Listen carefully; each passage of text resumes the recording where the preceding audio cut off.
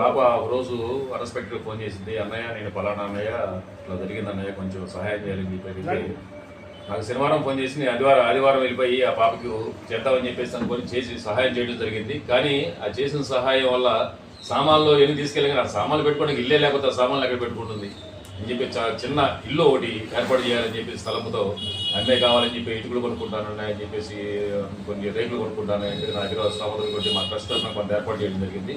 కానీ అది చాలా తక్కువ అని చెప్పేసి అమ్మాయికి సరిపోదు ఎంత కొంత చేయాలని చెప్పేసి మా ఫ్రెండ్స్ అందరూ కూడా వాట్సాప్ ఫేస్బుక్లో తెలియజేయడంతో సిఏ ప్రాక్టీస్ చేసేటువంటి మన్నిడి వెంకటేష్ అనే కుర్రాడు హైదరాబాద్లో ప్రాక్టీస్ చేస్తున్నాడు, సిఏ ప్రాక్టీస్ చేస్తున్నాడు. అయిపోయి అప్పటికప్పుడు నేను ఫోన్ చేసి పెట్టేసిలోపు 5,000 రూపాయలు క్యాష్ పంపడం జరిగింది.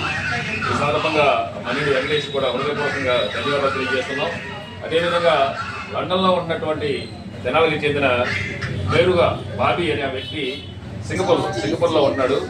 ఆ బాబుకి ఇట్లానే ఫోన్ చేసి పాప గురించి చెప్పగానే జస్ట్ ఒక హాఫ్ అన్ అవర్ లోపు 5,000 రూపీస్ సింగపూర్ నుంచి ట్రాన్స్ఫర్ చేయడం జరిగింది.